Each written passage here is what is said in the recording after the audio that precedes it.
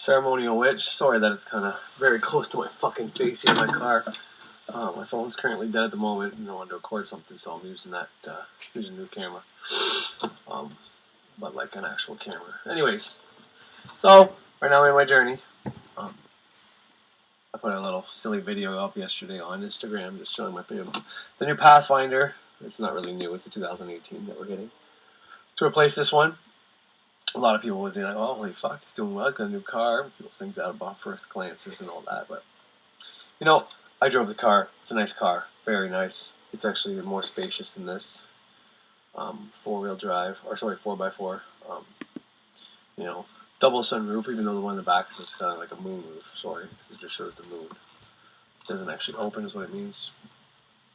But you know, it is what it is. It's just another car. At the end of the day, it's another payment. It's another reason to get people to pay for shit. Make people think they're important.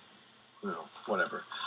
So, as much as it's awesome and it's nice, and I really do like it, drives smoother, 2018, it's under warranty. The payments are actually less than what we're paying right now. And the credit went up a bit because of, you know, there's way more benefits than the negatives. I wanted to pay this off so we can have the extra money. That's what I wanted to do. I wanted to write it out at the end. But, unfortunately, Sophia here needs enough replacement stuff to... It keeps auto-focusing. She needs enough shit to be replaced onto oh shit, there we go. She needs enough stuff to be replaced to the suspension, ball joints, shit like that. So they're gonna have somebody that can do it cheaper and not. They can fix that. The guys we're selling the car to, right? Trade in. So it goes towards the new car. We get a little bit off the car. You know, obviously we can't get what they get, but they can buy it cheaper. And they can get the labor done cheaper because they have mechanics that can fix this stuff, and they pay for the parts, and they get the parts. Not like a garage where they get them way cheaper, but they got a guy, they get a deal. So they can fix this up, and the next family that has her, you know, they're going to get a better deal. And, you know, I like to say I have a part of that. So, you know, I'm helping somebody else out. Even though they're going to charge enough for it, but the blue book value of this journey now, I think is like $7,000 or $8,000, I think. I didn't check, my wife told me that, but the year, 2014 Dodge Journey. So, you know, pros and cons. There actually is more pros than there is cons, but once again, like, my wife doesn't understand why I'm not more thrilled about going to get the car. Like, I'm supposed to be on my way there now to go pick up the new car, and I'm hesitant sitting here in my Dodge Journey recording myself instead of going to pick up my new Pathfinder. It's got like a full tank of gas. I can walk around all day showing off, and, you know, that's just not me. And I'm a fucking Taurus. Venusian, like Venus is the material possession. We like our material possessions. And, you know, when I was driving yesterday, I was like, oh, this is fucking cool. You know? And every time I was kind of like, oh, work sucks. And I'd be like, hey, you got a new car coming in the next couple days. It's like, yeah, but it doesn't do much for me. Remember how we saw the vitamin D? You know, I still like the nice clothes when I go out to wear, but I don't need them either. You know, I'm somewhere in the middle now, right now, transitioning to a place where, you know, it doesn't so much matter if I do my hair or if I shave my body before I go swimming or work out or have fucking brand name clothes or a brand new fucking car for all fucking appearances. Like, that shit doesn't matter to me anymore, you know? And it's probably a good thing because I'm not an adept by any stretch of the imagination, but I'm fucking manifesting lots, you know, like everything I ask for basically comes now. Whether it's small things like, you know, protect my family from viruses, and then, you know, my kids had infections, wife had infections.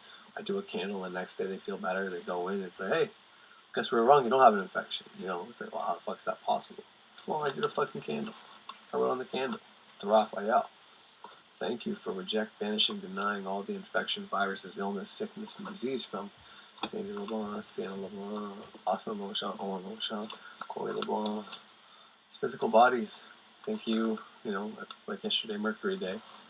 Archangel Raphael is associated to Mercury, so it's just the time that I can thank you, Mercury, for the great communication between the cells and the body and the subconscious mind to promote healing and fast healing. No, that's not how I worded it, but increased rate of healing, something to that effect. You know what I mean? Shit like that. Like, my baby was sick last night. She was coughing like crazy. You know, she's got I don't know, something going on. Viral.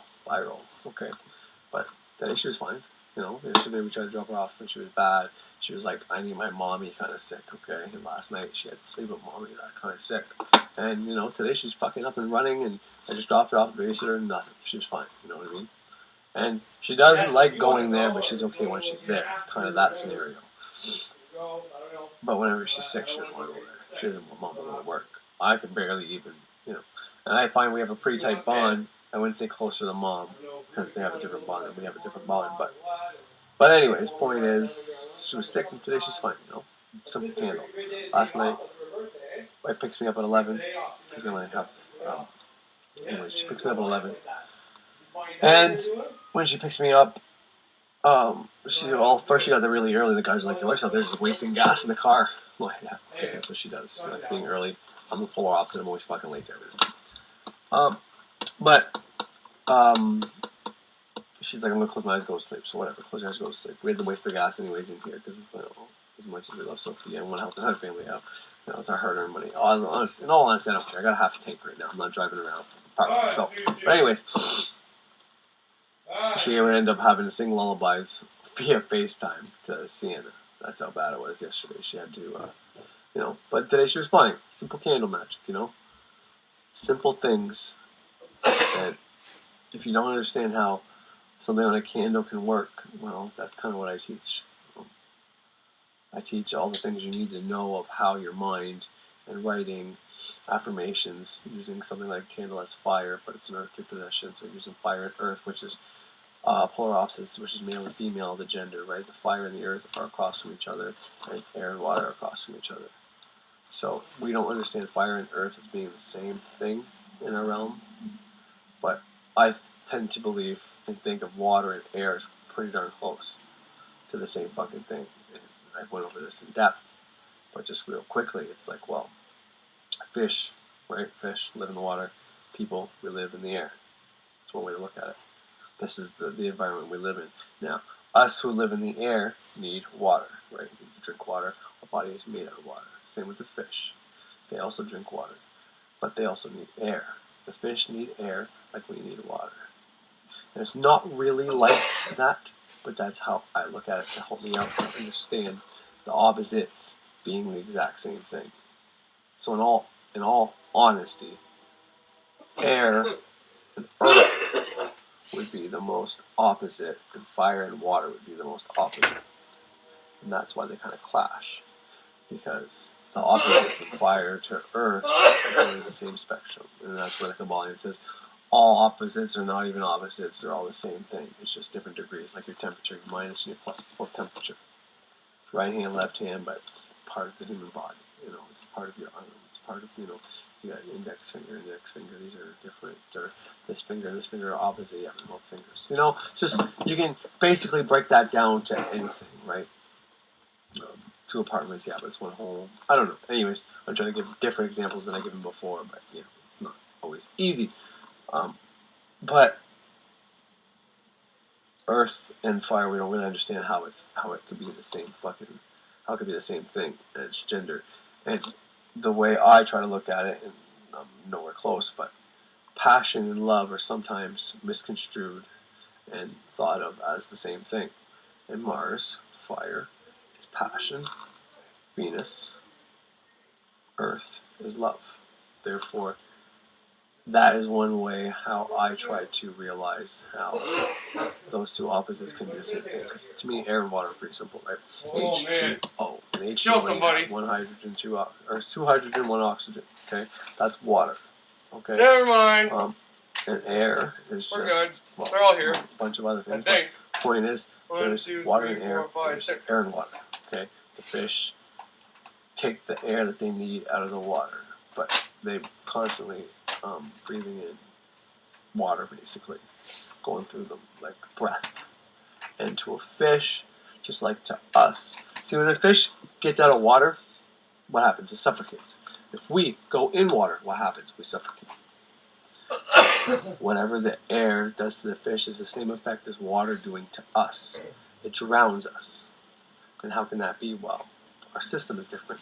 It's not so much how can air do the same thing as water. It's the